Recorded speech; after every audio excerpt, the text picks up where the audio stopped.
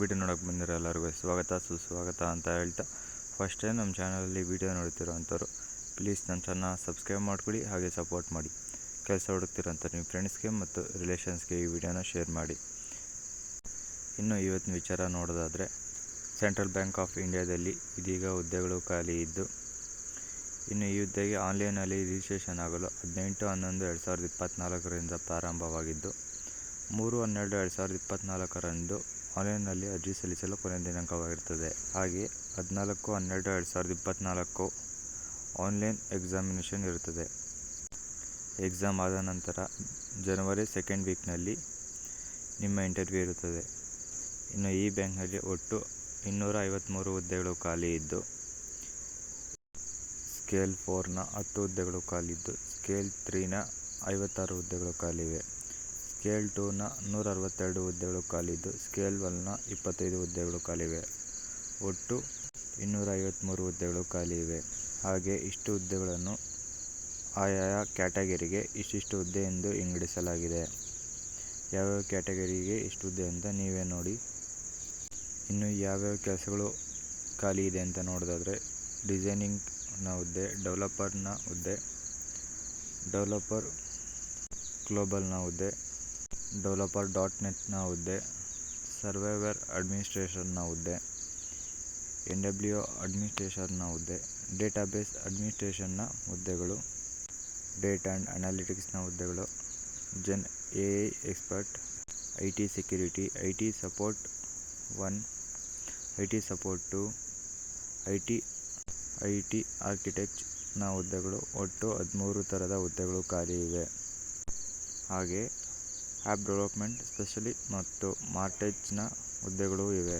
ಇನ್ನು ಮೊದಲನೇ ಹುದ್ದೆಗೆ ಆಯ್ಕೆಯಾಗಲು ಬೇಕಾಗಿರುವ education qualification bachelors, master degree in specialisation ಹಾಗೂ ಡಿಸೈನಿಂಗ್ ರಿಲೇಟೆಡ್ ಡಿಗ್ರಿ ಅಥವಾ ಸರ್ಟಿಫಿಕೇಷನ್ ಫ್ರಮ್ ರೆಪ್ಯೂಟೆಡ್ ಇನ್ಸ್ಟಿಟ್ಯೂಟ್ನಲ್ಲಿ ಕೋರ್ಸ್ ಮಾಡಿರುವಂಥ ಅಭ್ಯರ್ಥಿಗಳು ಈ ಹುದ್ದೆಗೆ ಅರ್ಜಿಯನ್ನು ಸಲ್ಲಿಸಬಹುದಾಗಿರುತ್ತದೆ. ಇನ್ನು ಈ ಹುದ್ದೆಗೆ ಅರ್ಜಿ ಸಲ್ಲಿಸಬೇಕಾಗಿರುವ ಎಕ್ಸ್ಪೀರಿಯೆನ್ಸನ್ನು ನೋಡೋದಾದರೆ, ಸ್ಕೇಲ್ 3ನ minimum 6 years post qualification experience ಇರಬೇಕಾಗಿರುತ್ತದೆ.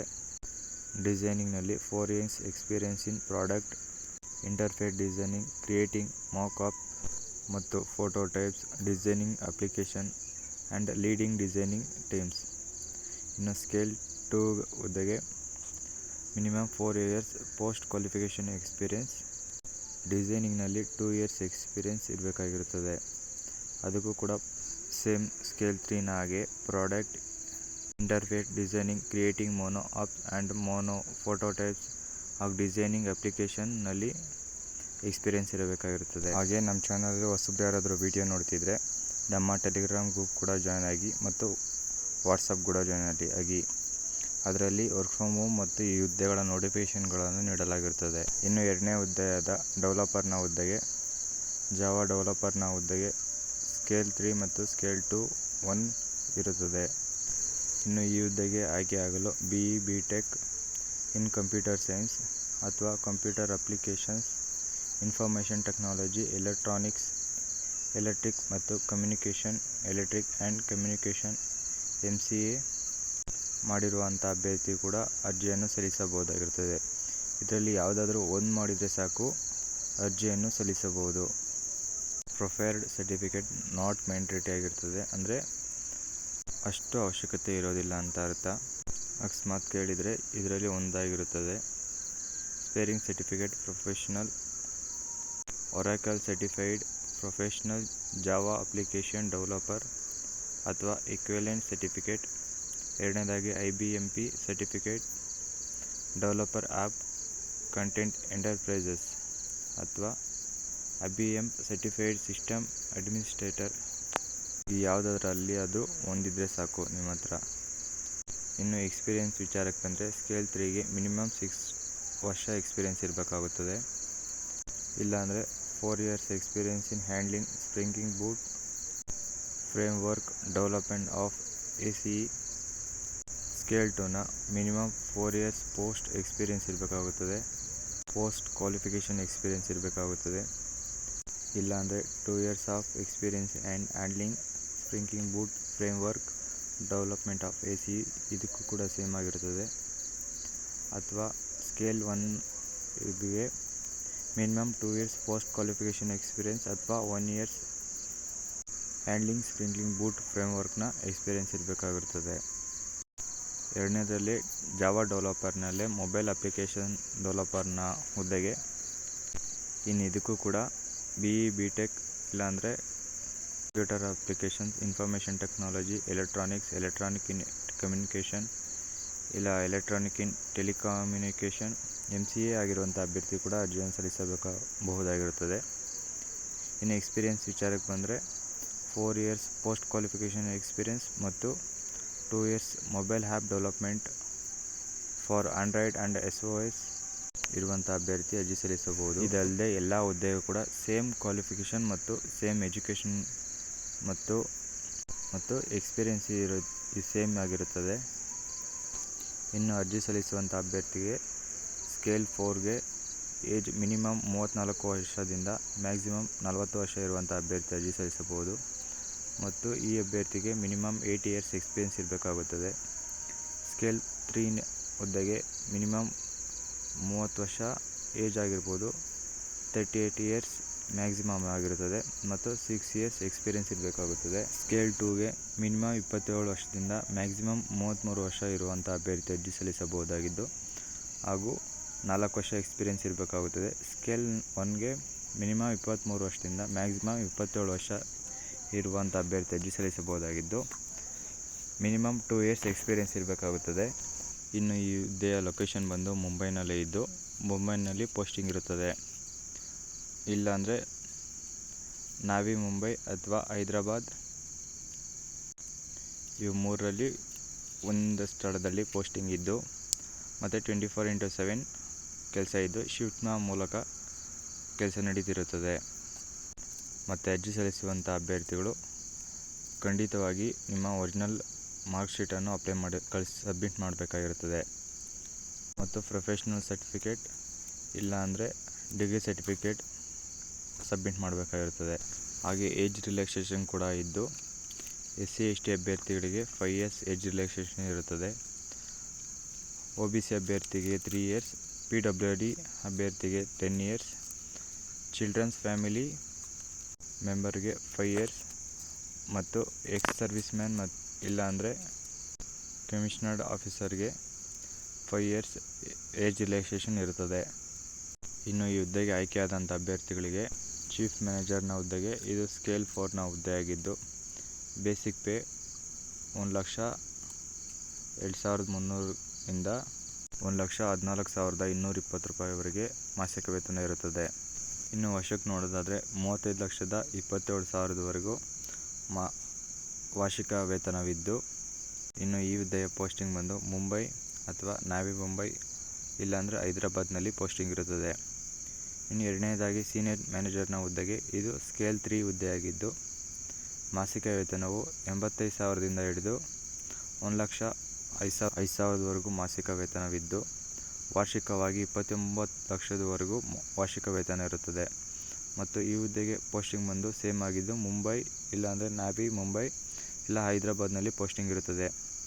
ಮ್ಯಾನೇಜರ್ನ ಹುದ್ದೆಯು ಇದು ಸ್ಕೇಲ್ 2 ಹುದ್ದೆಯಾಗಿದ್ದು ಮಾಸಿಕ ವೇತನವು 64,000ದಿಂದ ಹಿಡಿದು 93,000ವರೆಗೂ ಇರುತ್ತದೆ. ವಾರ್ಷಿಕವಾಗಿ 23 ಲಕ್ಷದಿಂದ 23 ಲಕ್ಷ ಇರುತ್ತದೆ. ಇದಕ್ಕೂ ಕೂಡ ಸೇಮ್ ಪೋಸ್ಟಿಂಗ್ ಆಗಿದ್ದು ಇನ್ನು ಅಸಿಸ್ಟೆಂಟ್ ಮ್ಯಾನೇಜರ್ನ ಹುದ್ದೆಗೆ ಸ್ಕೇಲ್ 1 ಹುದ್ದೆಯಾಗಿದ್ದು 48,000ದಿಂದ 85,000ವರೆಗೂ ಮಾಸಿಕ ವೇತನ ಇರುತ್ತದೆ ಮತ್ತು 19 ಲಕ್ಷ ಆ್ಯನ್ಯುವಲ್ ವೇತನವಾಗಿದ್ದು ಇನ್ನು ಇದಕ್ಕೂ ಕೂಡ ಮುಂಬೈ ಅಥವಾ ನಾವಿ ಮುಂಬೈ ಅಥವಾ ಹೈದರಾಬಾದ್ನಲ್ಲಿ ಪೋಸ್ಟಿಂಗ್ ಇರುತ್ತದೆ. ಇನ್ನು ಈ ಹುದ್ದೆಯ ಆಯ್ಕೆ ವಿಧಾನವು ಆನ್ಲೈನ್ ಪ್ಲ್ಯಾಟ್ಫಾರ್ಮ್ ಟೆಸ್ಟ್ ಅಥವಾ ಸಿನಾರಿಯೋ ಬೇಸ್ಡ್ ಟೆಸ್ಟ್ ಇರುತ್ತದೆ ಮತ್ತು ಪರ್ಸನಲ್ ಇಂಟರ್ವ್ಯೂ ಮೂಲಕ ಆಯ್ಕೆ ಮಾಡಲಾಗುತ್ತದೆ. ಮತ್ತು ಡೆವಲಪರ್ ಪೋಸ್ಟಿಂಗ್ನ ಹುದ್ದೆಗೆ 3 ಇಯರ್ಸ್ ಆಫ್ ಕೋಡಿಂಗ್ ಇನ್ ಕಂಪ್ಯೂಟರ್ನಲ್ಲಿ ಇರುತ್ತದೆ. ಇನ್ನು ಉಳಿದಿರೋ ಹುದ್ದೆಗೆ MCQ ಟೆಸ್ಟ್ನ ಕಂಡಕ್ಟ್ ಮಾಡಲಾಗುತ್ತದೆ ಮತ್ತು OMR ಶೀಟ್ ಅಥವಾ ಒಬ್ರಿಕ್ ಸಿಸ್ಟಮ್ ಮೂಲಕ ಟೆಸ್ಟ್ ಇರುತ್ತದೆ. ಇನ್ನು ಕ್ವಶನ್ ಪೇಪರ್ನಲ್ಲಿ 50 ಆಬ್ಜೆಕ್ಟಿವ್ ಟೈಪ್ಸ್ ಆಫ್ ಕ್ವಶನ್ಗಳಿದ್ದು 2 ಅವರ್ಸ್ ಟೈಮ್ ನೀಡುತ್ತಾರೆ. ಇನ್ನು ಆ ಟೆಸ್ಟ್ ಇಂಗ್ಲೀಷ್ ಲ್ಯಾಂಗ್ವೇಜಲ್ಲಿ ಇದ್ದು ಬೇರೆ ಇನ್ಫಾರ್ಮೇಷನ್ ಡೀಟೇಲ್ಸ್ ಬಗ್ಗೆ ಆನ್ಲೈನ್ ಅಥವಾ ಆಫ್ಲೈನ್ ಎಕ್ಸಾಮಿನೇಷನ್ ಮೂಲಕ ಇರುತ್ತದೆ. ಇನ್ನು ಆ ಆನ್ಲೈನ್ ಟೆಸ್ಟ್ನ ದಿನಾಂಕವು 14/12/2024 ಆಗಿದ್ದು, ಇನ್ನು ಯಾವ್ಯಾವ ಸ್ಥಳದಲ್ಲಿ ಟೆಸ್ಟ್ ಇರುತ್ತೆ ಅಂತ ನೋಡೋದಾದರೆ ಒಟ್ಟು 15 ಸ್ಥಳದಲ್ಲಿದ್ದು, ಫಸ್ಟ್ನೇದಾಗಿ ಮುಂಬೈ, ನವಿ ಮುಂಬೈ, ಪುಣೆ, ಬೆಂಗಳೂರು, ಚೆನ್ನೈ, ಹೈದರಾಬಾದ್, ಕೋಚಿ, ತಿರುವನಂತಪುರಂ, ಗುವಾಹಟಿ, ಸಿಲ್ಚರ್, ನ್ಯೂ ದೆಹಲಿ, ನೋಯ್ಡಾ, ಮೊಹಾಲಿ, ಪಾಟ್ನಾ, ಕೋಲ್ಕತ್ತಾ ಇಷ್ಟು ಜಾಗದಲ್ಲಿ ಎಕ್ಸಾಮ್ ನಡೆಯಲಿದ್ದು, ಇನ್ನು ಅಪ್ಲಿಕೇಶನ್ ಫೀಸ್ ನೋಡೋದಾದರೆ ಅಪ್ಲಿಕೇಶನ್ ಫೀಸ್ ಪ್ಲಸ್ 18% GST ಕೂಡಿರುತ್ತದೆ. SC ST ಮತ್ತು PWD ಅಭ್ಯರ್ಥಿಗಳಿಗೆ ಹಾಗೂ ಮಹಿಳಾ ಅಭ್ಯರ್ಥಿಗಳಿಗೆ ₹175 ಪ್ಲಸ್ 18% GST ಇರುತ್ತದೆ. ಹಾಗೂ ಇನ್ನು ಮಿಕ್ಕುಳಿದ ಎಲ್ಲ ಅಭ್ಯರ್ಥಿಗಳಿಗೆ ₹850 ಪ್ಲಸ್ 18% GST ಇರುತ್ತದೆ. ಮತ್ತು ಇಂಟರ್ವ್ಯೂ ಬರೋಕ್ಕೆ ಯಾರು ಹೋಗ್ತಿರ್ತಾರೋ ಅವ್ರಿಗೆ ಯಾರಿಗೂ ಟ್ರಾವೆಲಿಂಗ್ ಅಲವೆನ್ಸಸ್ ಇರುವುದಿಲ್ಲ. ನಿಮ್ಮ ದುಡ್ಡಿನ ಮೂಲಕ ನೀವು ಹೋಗಬೇಕಾಗಿರುತ್ತದೆ. ಒಂದು ವೇಳೆ ನೀವು ಹೋಗೋದು ನಿಧಾನ ಆದರೆ, ಇಲ್ಲಾಂದರೆ ರೆಸಿಪ್ಟ್ ಇಲ್ಲ ಅಂದರೆ, ಬೇರೆ ಏನಾದರೂ ಲಾಸ್ ಆಫ್ ಕಮ್ಯುನಿಕೇಷನ್ ಆದಲ್ಲಿ ಅದಕ್ಕೆ ಬ್ಯಾಂಕ್ ರೆಸ್ಪಾನ್ಸಿಬಲ್ ಆಗಿರೋದಿಲ್ಲ. ಇನ್ನು ಹೇಗೆ ಅಪ್ಲೈ ಮಾಡಬೇಕು ಅಂದರೆ ಆನ್ಲೈನಲ್ಲಿ ಅಪ್ಲೈ ಮಾಡಬೇಕಾಗಿದ್ದು 18/11/2024 ಪ್ರಾರಂಭವಾಗುತ್ತದೆ ಹಾಗೂ 3/12/2024 ಅರ್ಜಿ ಸಲ್ಲಿಸಲು ಕೊನೆಯ ದಿನಾಂಕ ಇರುತ್ತದೆ. ಅಪ್ಲೈ ಮಾಡೋಕ್ಕೆ ಮುಂಚೆ ಅಪ್ಲೈ ಮಾಡಬೇಕಾಗಿರೋ ಫೋಟೋ ಅಥವಾ ಏನೇ ಡಾಕ್ಯುಮೆಂಟ್ಗಳನ್ನು ಸ್ಕ್ಯಾನ್ ಮಾಡಿ ಇಟ್ಕೋಬೇಕಾಗಿರುತ್ತದೆ. ಸ್ಕ್ಯಾನ್ ಮಾಡಿರೋ ಫೋಟೋಗಳು ಮಾತ್ರ ಅಪ್ಲೋಡ್ ಮಾಡಬೇಕಾಗಿದ್ದು, ವ್ಯಾಲಿಡ್ ಇಮೇಲ್ ID ಮತ್ತು ಫೋನ್ ನಂಬರ್ ಅನ್ನು ನೀಡಬೇಕಾಗಿರುತ್ತದೆ. ಆನ್ಲೈನ್ಗೆ ಹೋಗಿ ibps.online.ibps.in/cbiemoc24 ಈ ವೆಬ್ಸೈಟ್ಗೆ ಹೋಗಿ ನಿಮ್ಮ ಅರ್ಜಿಗಳನ್ನು ಸಲ್ಲಿಸಬೇಕಾಗಿರುತ್ತದೆ. ರಿಜಿಸ್ಟರ್ ಆಗೋ ಸಮಯದಲ್ಲಿ ರಿಜಿಸ್ಟರ್ ನಂಬರ್ ಹಾಗೂ ಪಾಸ್ವರ್ಡನ್ನು ಎಲ್ಲರದ್ದು ಬರೆದಿಟ್ಕೋಬೇಕಾಗಿರುತ್ತದೆ.